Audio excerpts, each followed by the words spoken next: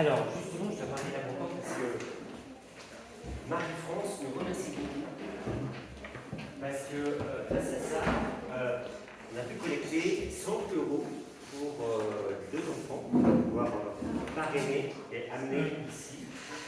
Et Annie, il y a eu 100 euros aussi pour. Donc c'était quand même bien. Alors l'après-midi a été extrêmement calme. Voilà. Mais le matin, on a eu des passages quand même.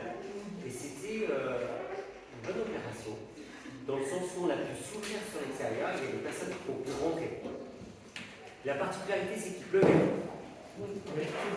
Et ils ont été à la porte avec Emmanuel, et ils ont aimé la porte. Merci. donc voilà. Alors, on a eu des idées, on nous a suggéré des choses, parce qu'on va reproduire ça au début de l'année prochaine, enfin, à la rentrée. On nous a dit par exemple qu'on pouvait mettre une annonce dans le bon coin, on nous a dit des petites choses. Et puis on s'est rendu compte qu'on n'avait pas de petit Nouveau Testament ou d'évangile de Luc, alors on s'est empressé d'aller en chercher pour mettre à disposition. Donc il y a plein de petites choses qu'on va pouvoir écouter, qu'on va pouvoir. Voilà. Donc l'objectif c'est vraiment nous ouvrir sur l'extérieur et c'était vraiment bien. Alors je veux vraiment remercier à tous ceux qui ont donné un coup de main, Michel, ceux qui ont été là pour débarrasser. Charles Emmanuel qui a distribué aussi, il y avait une équipe qui a distribué dans le quartier qui a mis des affiches, dont Pierre, Annie, Barnabé, Noémie. Donc voilà, c'était quand même un investissement et c'était très enrichissant. En tout cas, pour moi, ça a été très encourageant. Donc, je ne sais pas s'il y a d'autres personnes qui veulent dire des choses. Si, je trouve que c'était très bien pour le peu de passages qu'on a eu, qu'on en a eu quand même. Le résultat est bien, et puis il ne faut pas perdre de vue que le but, c'est pas de faire de l'argent, mais d'inviter les gens à s'approcher de Dieu. Oui. Bon, on avait quand même un but qui était de soutenir. Les deux. Et voilà, oui. les deux. Donc, voilà. Quel est le plus important? Servir le Seigneur. Il y avait une bonne équipe, quoi. Ah oui, mais il y avait une bonne équipe. Salut. Bonjour. Au revoir. Bonnes vacances.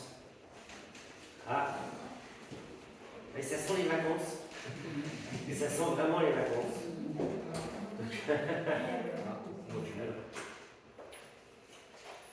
Alors, j'attends que ça s'ouvre. Voilà, ça s'ouvre.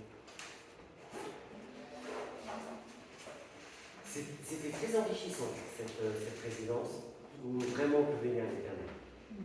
On a quand même un grand Dieu qui pense en nous, qui est particulièrement attentif à nos besoins, particulièrement attentif à nos souffrances, et qui est venu nous chercher en mourant sur la croix. C'est pareil. Alors, cette semaine, je me suis posé une question simple, mais vraiment simple. C'était quel était mon projet de vie? Et vous savez pourquoi je me suis posé cette question? Quel est mon projet de vie? Tous les jours, je fais la même route et je passe devant une petite affiche qui est en arrivant sur Macon quand vous venez de Villefranche-sur-Saône. En fait, c'est un tag. Et ce tag, il est écrit métro, boulot et maman. Tombeau. Ah. Et la personne qui a écrit ça, elle est tout à fait réaliste. Et son projet de vie, à elle, la personne qui a écrit ça, son projet de vie, c'est quoi? Métro, boulot, tombeau. Où est l'espérance? Il n'y a pas d'espérance. Et là, il y a un vide qui s'installe. Et cette personne qui a tagué ça, elle, c'était une vision matérialiste, elle disait parce qu'elle avait profité, etc. Mais dans tous les cas de figure, à un moment donné, ça sera tombeau. Ouais. Alors, je me suis posé cette question. Alors, vous allez me dire, 53 ans, ouais, ça va quoi. J'ai une vie déjà bien remplie. Mais cette question s'est présentée à moi avec insistance parce que à chaque fois, je passe le temps. Et ça m'interpelle. En fait, c'est une question existentielle. Mais c'est aussi une question qui donne du sens et qui pose un cap. Une question qui interroge le plus profond de ma personne. Et une question certainement que vous vous posez. Donc moi, je vais parler pour moi. Hervé, quel est ton projet de vie? Hervé, quel est ton projet de vie? Ah, cette question peut aussi vous taquiner, hein. Allez, je vais nommer personne. Mais quand même, individuellement, je pense que cette question, on peut se la poser.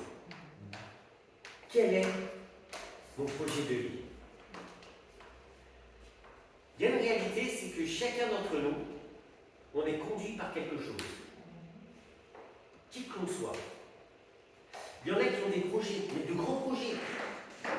Partir en voyage. Ouais, pourquoi pas. Hein. Faire des études. C'est nos étudiants, actuellement.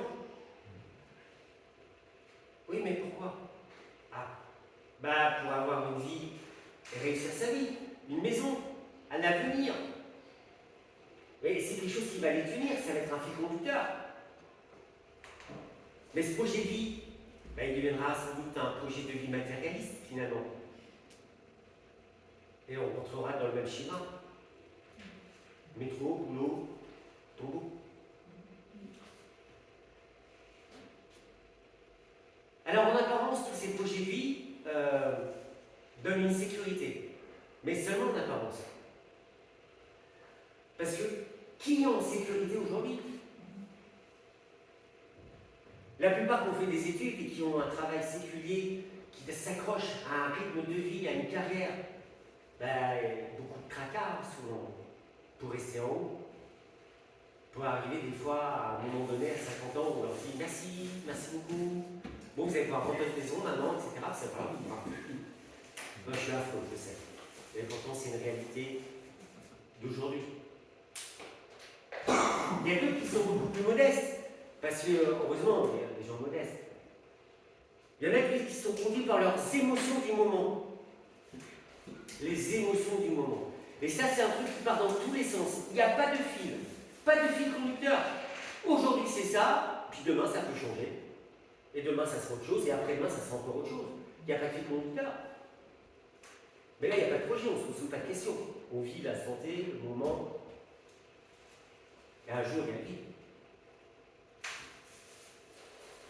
Il y en a deux qui sont tombés dans la mélancolie, avec des relents de culpabilité, des relents de regret. Si j'avais fait ça, si j'avais fait si. Et c'était ça leur projet de vie. Tout leur projet de vie a été si.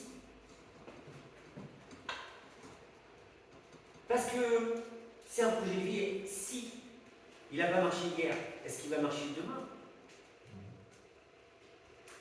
C'est souvent des projets qui ne donnent pas d'avenir. Et leur seul projet était hier. Et vous savez combien il y a de personnes qui sont dans cette situation? On est tellement nombreux dans cette situation. Ce projet de vie est une prison. Parce que ce qui n'a pas marché hier n'a pas marché.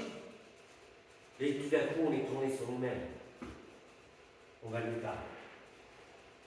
Alors, je ne vais pas m'étaler parce qu'il y en a des tas et des tas. Mais pour chacun des cas de vie que je viens de citer, ou de projet,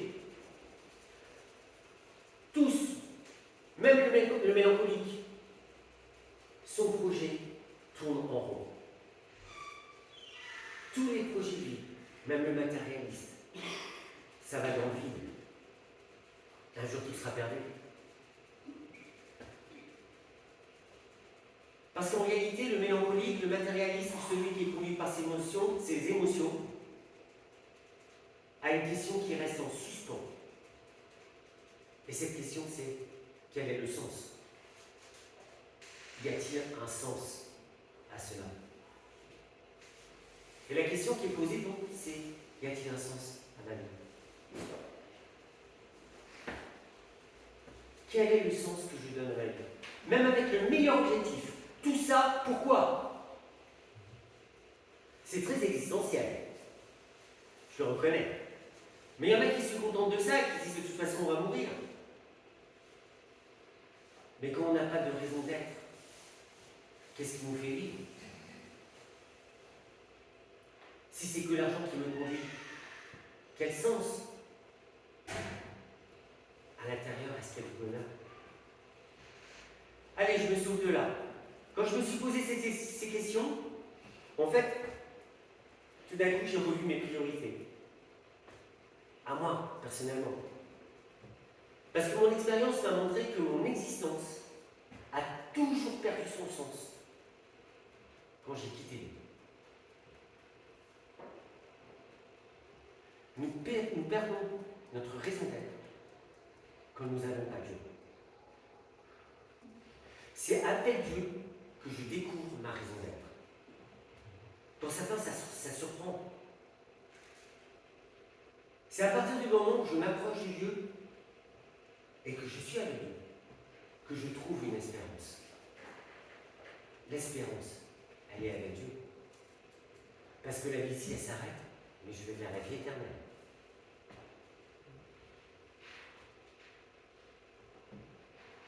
Est-ce que cette espérance, elle est la tienne ce matin? Parce qu'elle est essentielle. Parce qu'elle va te conduire dans ta vie. Et te conduire dans un projet. Être un jour au ciel avec Jésus-Christ. Ce matin, je pense que vous comme moi, vous souhaitez être dans ce chemin. Mais vous comme moi, on s'est laissé diriger soit par la mélancolie, soit par des projets matérialistes, soit par nos émotions, à un moment donné dans notre vie. Qui d'entre nous n'a jamais tourné en rond? Qui d'entre nous n'a jamais déprimé? Qui d'entre nous ne s'est pas posé la question, quel sens? Mais je vous propose ce matin de redonner du sens à notre existence. Et pour cela, je vous propose que nous refixions ensemble nos priorités. Et cette priorité, la seule priorité que nous devons avoir, c'est Jésus.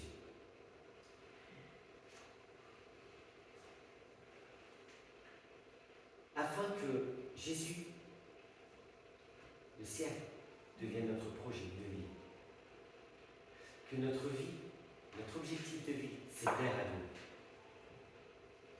Je vous invite vraiment à écouter ce que Dieu a à vous dire ce matin. Et il y a encore une chose que je veux dire, c'est que des fois on se dit, ouais, j'y arriverai pas, je ne sais pas où j'en suis. Je ne cite pas le verset entier, mais sachez une chose, Dieu a le pouvoir de faire infiniment plus que ce que nous lui demandons ou même imaginons par la puissance qui agit en nous. Ah, c'est chouette ça.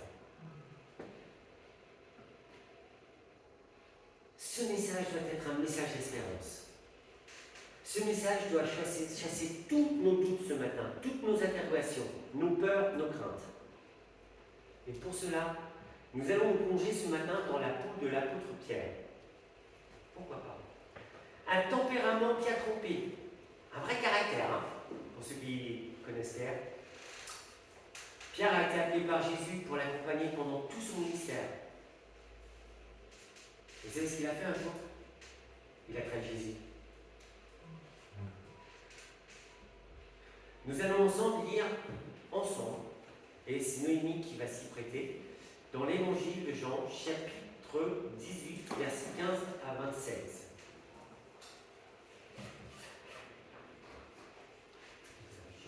Chapitre 18. Ouais, versets 15 à 27.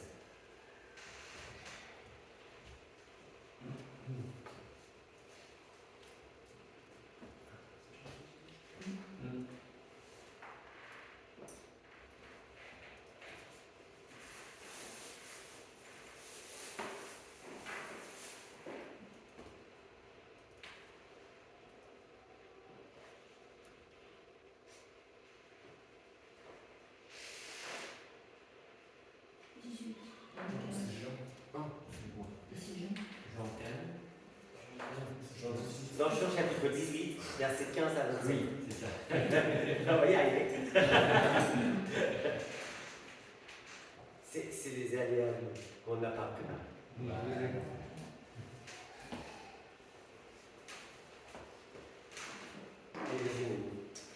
Simon Pierre avec un autre disciple suivait Jésus. Ce disciple était connu du souverain sacrificateur. Et il entra avec Jésus dans la cour du souverain sacrificateur.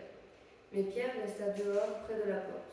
L'autre disciple, qui était connu du souverain sacrificateur, sortit par là à la portière et fit entrer Pierre. Alors la servante, la portière, dit à Pierre, « Toi aussi n'es-tu pas des disciples de cet homme ?» Il dit, « Je n'en suis pas. » Les serviteurs et les huissiers qui étaient là avaient allumé un brasier, car il faisait froid, et ils se chauffaient. Pierre se tenait avec eux et se chauffait. Le souverain sacrificateur interrogea Jésus sur ses disciples et sur sa doctrine. Jésus lui répondit, « J'ai parlé ouvertement au monde, j'ai toujours enseigné dans la synagogue et dans le temple où tous les Juifs s'assemblent, et je n'ai rien dit en secret. Pourquoi m'interroges-tu? Interroge sur ce que je leur ai dit, ceux qui m'ont entendu. Voici cela, savant ce que j'ai dit. » À ces mots, un des huissiers se trouvait là et donna un soufflet à Jésus en disant, « Est-ce ainsi que tu réponds au souverain sacrificateur ?» Jésus lui dit, « Si j'ai mal parlé, fais voir ce que j'ai dit de mal. Et si j'ai bien parlé, pourquoi me frappes-tu » Anne envoya lier Caïphe, le souverain sacrificateur. Simon-Pierre était là et se chauffait. On lui dit, « Toi aussi n'es-tu pas de ses disciples ?» Il le nia et dit, « Je ne suis point. » Un des serviteurs du souverain sacrificateur, parent de celui à qui Pierre avait coupé l'oreille, dit, « Ne t'ai-je pas vu avec lui dans le jardin ?» Pierre le nia de nouveau, et aussitôt le coq chanta. Eh oui, 3 fois, comme tu dis, 3 fois. Mais Jésus l'avait prévenu Pierre. Et avant que le coq chante, tu me renieras 3 fois. Et Pierre lui avait dit, non, non, même si... Bon, bah... moi, j'aurais été à la place de Pierre, je vous assure, j'aurais fait pareil. Mais maintenant, mettez-vous à la place de Pierre. Pauvre Pierre. Vous imaginez, il a construit son projet de vie. Parce que c'est vrai, pour suivre Jésus. Son projet, c'était Jésus. C'était le fil conducteur de toute sa vie maintenant. Il avait mis toute son espérance en Jésus. En aucun cas, Pierre n'aurait pu imaginer être séparé de Jésus. Et pourtant, Jésus l'avait prévenu. Mais ce n'était pas réceptif. Jésus avait révélé à ses disciples sa mort, sa résurrection. Il avait même annoncé à Pierre son reniement, on l'a vu. On peut lire Jean, chapitre 13, versets 36 à 38, si on peut l'afficher.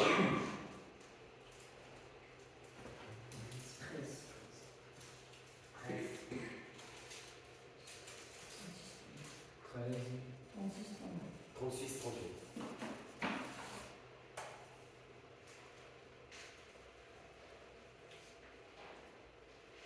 Simon-Pierre dit, « Seigneur, où vas-tu » Jésus répondit, « Tu ne peux pas maintenant me suivre où je vais, mais tu me suivras plus tard. » J'ai une petite indication. Seigneur, lui dit Pierre, pourquoi ne puis-je pas te suivre maintenant? Je donnerai ma vie pour toi. Ah, bien. Jésus répondit, tu donneras ta vie pour moi. En vérité, je te le dis, le coq ne chantera pas que tu ne m'aies pas renié 3 fois. Quelle douche. Tu donneras ta vie pour moi. On va répéter, en vérité, je te dis, le coq ne chantera pas. Ah oui. Sa phrase. Le premier point que ce passage m'a enseigné, c'est que je suis comme Pierre. Mais vraiment, je suis comme Pierre. Je ne sais pas pour vous, moi. Combien de fois j'ai formulé des promesses que j'étais incapable de tenir. Je donnerai ma vie pour toi. On n'en est pas là dans nos promesses, mais on a fait des promesses. Et les promesses qu'on a faites, c'était cocasse, c'était sans doute la vérité, c'était le projet. Parce que Pierre, c'était son projet, mais c'était mon projet aussi, auquel je m'étais fixé. La question qu'on peut se poser, c'est mais est-ce que ce projet était réalisable dans le contexte? Là, je ne pourrais pas répondre à cette question, parce que sans doute on avait besoin de Pierre, quoique le Seigneur aurait pu le délivrer d'une autre manière. Mais ce que je suis certain, c'est que certainement je n'aurais pas fait mieux. Et ma vie personnelle m'enseigne que je ne fais pas mieux. Quand je regarde à moi-même quel était mon projet de vie que je m'étais fixé, quand j'ai rencontré Jésus, mais où est-ce que j'en suis aujourd'hui? Sans vous mentir, qu'en est-il de ce projet de vie? Et quand vous vous posez la question, posez-la vous. Qu'en est-il du projet de vie que vous vous étiez fixé quand vous avez rencontré Jésus? Moi, je peux en parler. Je voulais inventer des églises, travailler pour le Seigneur. C'était ça mon projet de vie. Ma réalité, c'est quoi ma réalité? C'est que mes reniements personnels, mes choix de vie, mes changements, mon inconstance, mon péché, et plus particulièrement mon reniement, m'ont mené dans un quotidien qui n'avait pas les priorités que j'avais fixées au départ quand j'ai rencontré Jésus. Et que finalement je me retrouve tellement éloigné que même parfois j'ai failli me perdre. Le train de la vie nous emmène. Et parfois on se laisse porter. Et cet objectif de vie, il est perdu. La particularité de mes reniements ou vos reniements, de nos promesses non tenues, elles ont une particularité qu'on doit noter et qu'on va retrouver dans l'attitude de Pierre. C'est qu'elles nous emprisonnent. Les promesses non tenues nous emprisonnent. Un sentiment de honte nous envahit. Nous attristent, nous font peur. Et à force de promesses non tenues, où est-ce qu'on va? Peur de ne pas être à la hauteur. Combien de fois nous avons peur de ne pas être à la hauteur? Peur de recommencer parce que je suis tombé dans ce péché. Peur. Peur du regard de Jésus. Et tout à coup, j'ai peur du regard de Jésus. Mais vous ne croyez pas que Pierre avait peur du regard de Jésus? Notre chemin de vie n'est pas différent. Chacun de nous, on a des parcours qui parfois sont aux antipodes. Mais nous avons une chose en commun. Nous sommes passés par le doute. Nous sommes passés par le reniement. Nous sommes passés par le péché. Nous avons trébuché. Et des fois, on est tombé tellement bas. Mais voilà la bonne nouvelle. C'est que tant bien que mal, on est là ce matin. Et nous pouvons nous réjouir de ça. Et là, on peut dire un Alléluia. Merci Joachim, parce que tu es là. Alléluia Seigneur. C'est formidable, mais c'est vrai. C'est un miracle. Charles-Emmanuel, c'est vrai, pour toi aussi. Barnabé, Bédel. Les Bédel t'ont parlé, je pense. Merci Seigneur. Merci Seigneur parce que nous faisons partie du peuple de Dieu. Vous savez, Pierre est tombé. Car la culpabilité, vous imaginez, j'ai renié 3 fois le Seigneur. 3 fois. Et pourtant j'avais un tel engagement, un tel projet de vie. Pierre était avec les disciples, même si sans doute il a dû y avoir du flottement dans sa foi, parce que je pense qu'il a vraiment dû y avoir du flottement dans sa foi. On peut préciser que dans un autre évangile, il est dit qu'il a pleuré. Oui. Vous allez le regarder. Même si ses convictions, ses engagements du départ ont été stoppés net avec ce reniement. Parce que c'est vrai, hein. Pierre est toujours là. Comme vous, comme moi. Et ça, c'est une grâce de Dieu.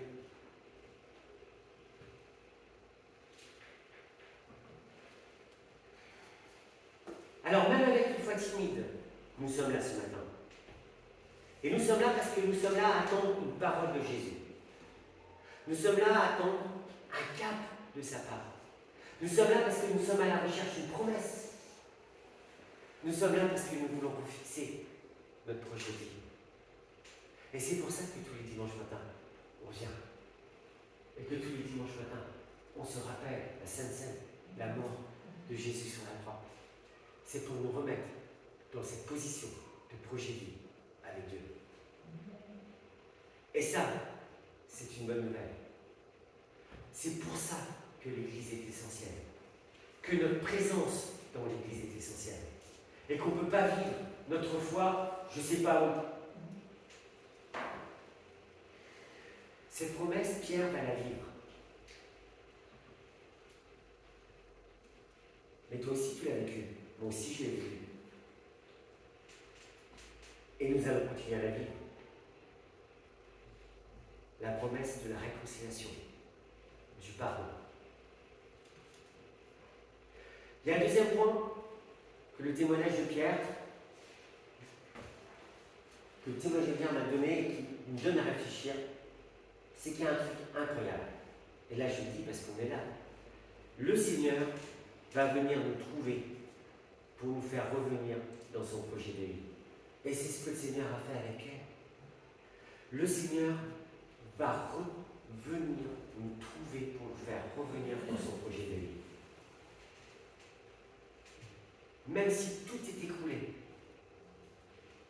j'ai le Seigneur qui va revenir me chercher. Et c'est pour ça que je suis là ce matin. Parce que sinon, je n'ai plus d'espérance. Quel encouragement! Le Seigneur est près de toi. Le Seigneur est près de nous. Et il ne se lasse de nous appeler. Le Seigneur, chaque matin, t'appelle à revenir dans son projet. Et les doutes sont là, nos reniements, nos péchés. Nous nous repentons de tout notre cœur. Et c'est à partir du moment où nous nous repentons, parce que la repentance est essentielle, que tout d'un coup on retrouve le chemin que Dieu a tracé pour toi et pour moi. Pierre est un exemple criant de ce que Jésus est capable de faire dans une vie. C'est ce qu'il peut faire dans ta vie. À la suite de son reniement, Pierre est passé par des sentiments de tristesse et de remords. Il a pleuré. À tel point que Pierre, il était désemparé.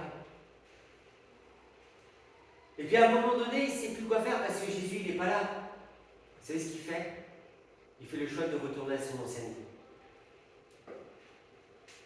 Il retourne sur son bateau péché. Et vous savez, je regarde dans ma vie, certainement j'aurais fait la même chose. Et nous faisons la même chose souvent. Parce que quand nous passons par des moments d'incertitude ou de désarroi, 99,9% du temps, nous accrochons à notre vie et à ce que nous pensons maîtriser. Je dis bien à ce que nous pensons maîtriser. Et pour Pierre, qui était pécheur, donc ça, il maîtrise. Et voilà qu'il prend la décision de retourner sur son bateau, je vous l'ai dit. Et il le crie haut et fort, à tel point que ses compagnons vont le suivre, comme on voit dans le chapitre 21, versets 2 et 3. Simon-Pierre leur dit, je vais pêcher, et ils dirent, je vais avec toi. Bah, vous aussi, ils étaient dans des arrois. Et ils sont partis avec Pierre. Pourquoi ça? Parce que ça révèle quelque chose. Notre existence est jalonnée d'épisodes où je suis retourné à mon ancienne vie. Je vous le promets. C'est pour moi, personnellement, je peux en parler. Je ne sais pas si pour vous c'est le cas, mais combien de fois on est retourné à notre ancienne vie parce qu'on était fébrile.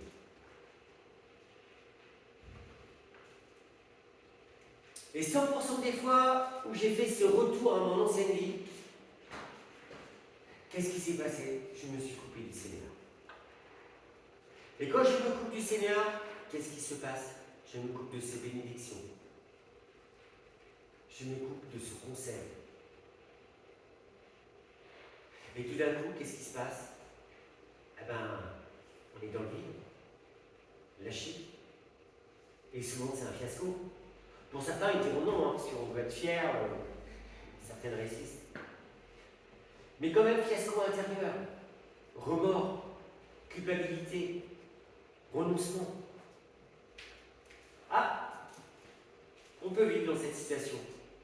Et il y en a qui vivent longtemps dans cette situation, très longtemps. Mais reviens. Reviens, pas toujours. Oh. Alors, est-ce que tu veux rester sans cap ce matin? Sans sens? Je crois pas.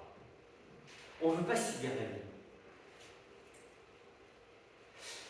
Pour moi, je l'ai vécu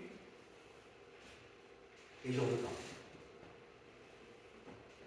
La particularité de cette histoire avec Pierre, c'est que individuellement, nous pouvons nous retrouver dans cette histoire.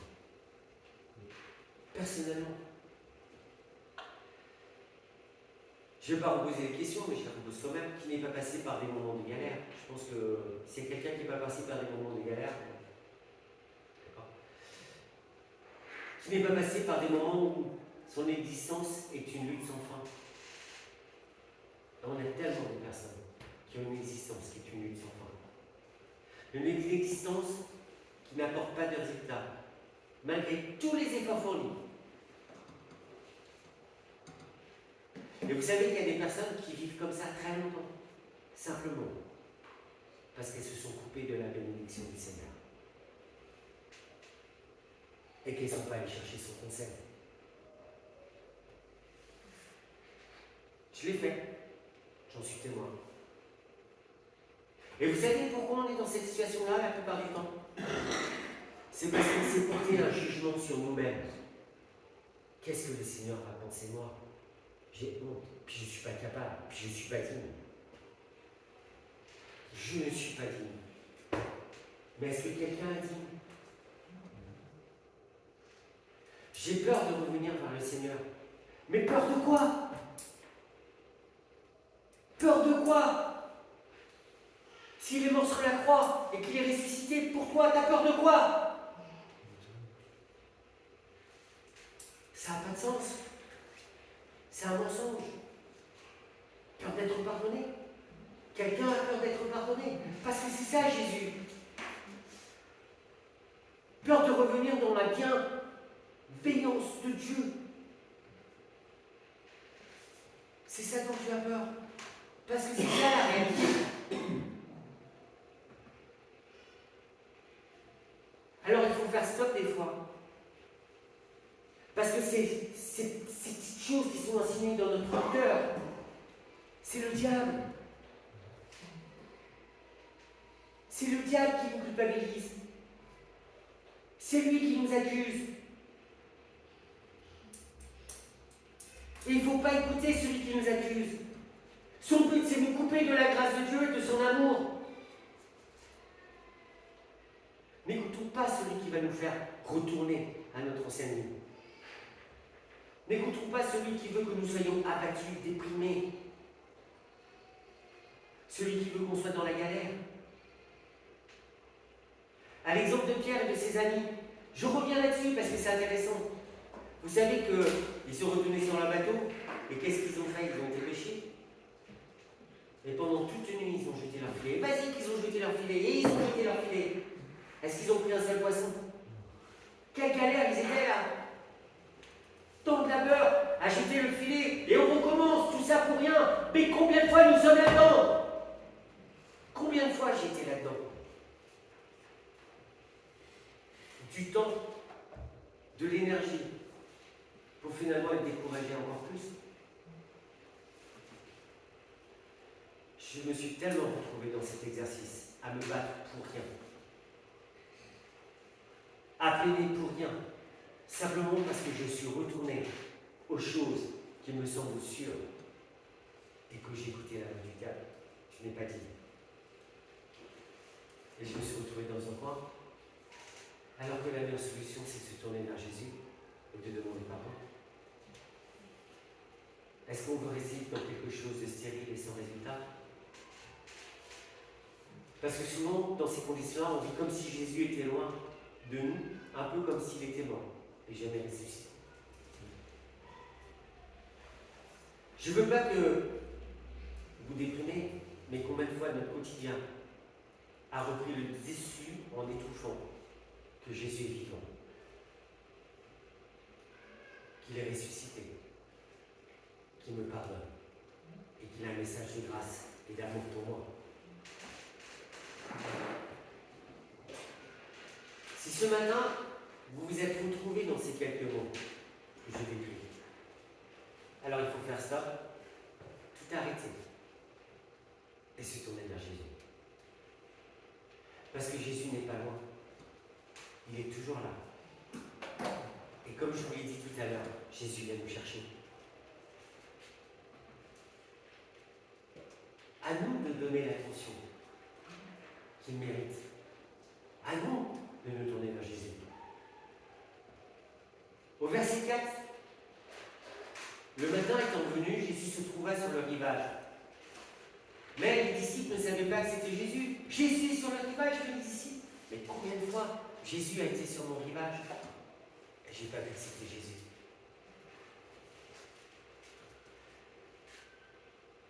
Ce passage résonne fort pour moi. Parce que Jésus a été tellement fois sur mon rivage et que je ne savais pas que c'était lui.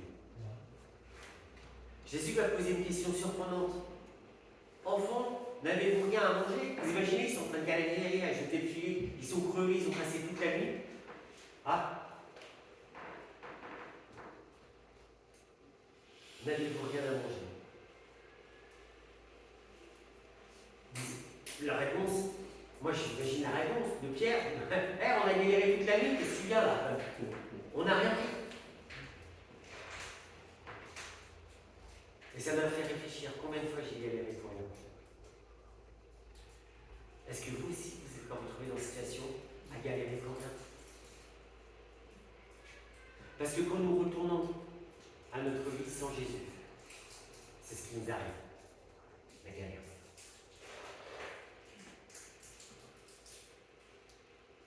La bonne nouvelle, Jésus vient nous chercher. Si nous savons l'écouter, la solution que Jésus nous proposera sera toujours au-delà de nos espérances. Et vous savez ce que Jésus leur dit? Jetez le filet du côté droit et vous trouverez.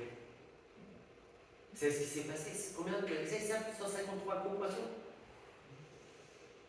Vous imaginez le filet qu'ils ont tiré là? Ce matin, je souhaite qu'on saisisse cette réalité. Jésus est sur mon rivage, même quand je galère.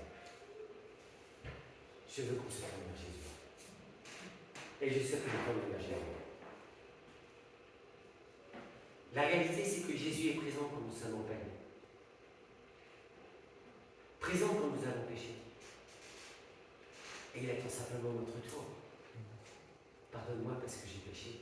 Mais oui, je suis pécheur. Rappelez-vous, je suis pécheur. Et on va repartir. Et tout d'un coup, on va repartir avec le projet que Dieu a pour nous. C'est quand même autre chose. Jésus est présent, même quand je m'acharne, toute une nuit, à m'épuiser, à l'exemple des disciples, pour ne rien prendre. Il est encore là présent. C'est à moi de m'arrêter là. Jésus attend toujours le bon moment pour m'interpeller, m'appeler, me donner son projet. Et si ce matin c'était le bon moment pour toi?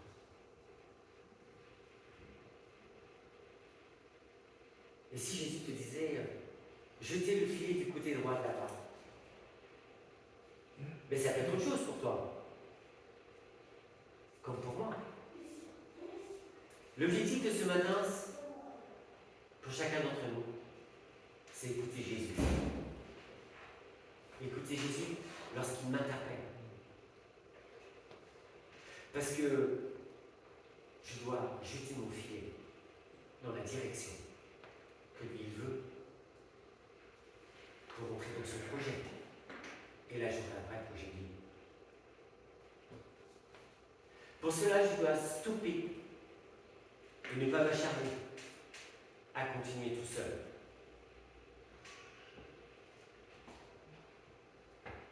Ne pas écouter le diable. Ne pas entrer dans une culpabilité stérile qui va m'enfoncer en me disant « Tu as vu, hein? Tu n'es pas digne. » Parce que cette petite phrase, elle est là pour te couper du Seigneur. Quand on se trouve dans cette situation, quand on va se trouver dans cette situation, notre priorité, c'est de nous repentir et revenir dans la grâce de Dieu. Prier, écouter, passer du temps avec Jésus. C'est ce qui nous incombe. Et c'est ça qui me donne une valeur sûre dans mon projet de vie. Parce que le Seigneur vient me chercher pour me faire toujours retourner dans son projet, qui n'est pas un projet sérieux. Il y a un 13e point qui est important dans ce passage, c'est le témoignage. Le témoignage que Pierre m'enseigne, c'est que quand Jésus revient me chercher, il m'interpelle pour que je le renouvelle, ma foi, par amour. Est-ce que tu aimes Jésus ce matin? La question posée à Pierre est la même pour moi ou pour toi ce matin. Pierre, m'aimes-tu plus? Marcel, aimes-tu plus? Mélie, aimes-tu plus? Et vous savez, Jésus va lui poser la question 3 fois. 3 fois. M'aimes-tu? C'était par rapport à votre trahison. Mais oui, Pierre aimait le Seigneur. Et je te confirme, tu aimes le Seigneur. Et cette question, le Seigneur nous la pose. Parce qu'il veut nous réconcilier avec lui. C'est pas parce que tu es tombé et que tu as trébuché que tu n'aimes pas le Seigneur. C'est parce qu'on est humain et qu'il y a un tentateur, qu'il y a le diable et qu'on vit dans une société qui est compliquée. Et je suis convaincu que vous aimez le Seigneur. Et donc on peut dire oui, j'aime le Seigneur, oui, j'aime le Seigneur. Et c'est ça qui doit être notre fil conducteur. Mon prochain fils, c'est aimer Dieu. Pour être au service de Dieu. Oui, nous péchons, et quand nous péchons, nous nous détournons de Jésus, on l'a vu. Quand nous péchons, nous nous coupons de l'amour du Seigneur. Et le diable veut nous faire croire des trucs incroyables. Mais l'amour de Jésus pour nous est indéfectible. L'amour de Jésus est indéfectible. Jésus t'aime.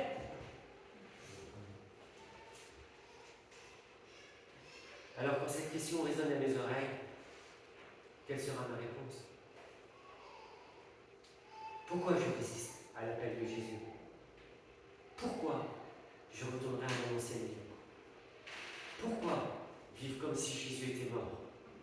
Pourquoi choisir la sinistrose de notre monde, cette prison sinistre qui va nulle part, plutôt que la pleine délivrance que Jésus veut me donner? Pourquoi choisir la peur et la mort comme projet de vie, plutôt que la vie, qui est Jésus? Jésus te pose cette question ce matin.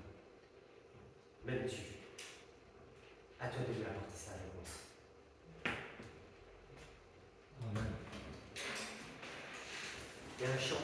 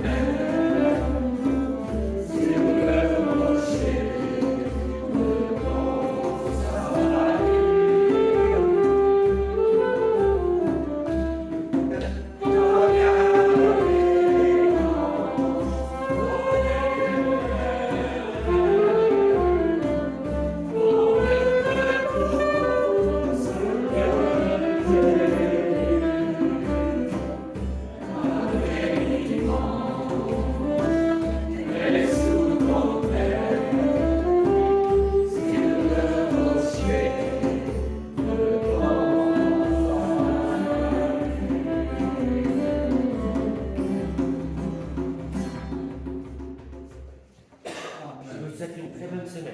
Merci.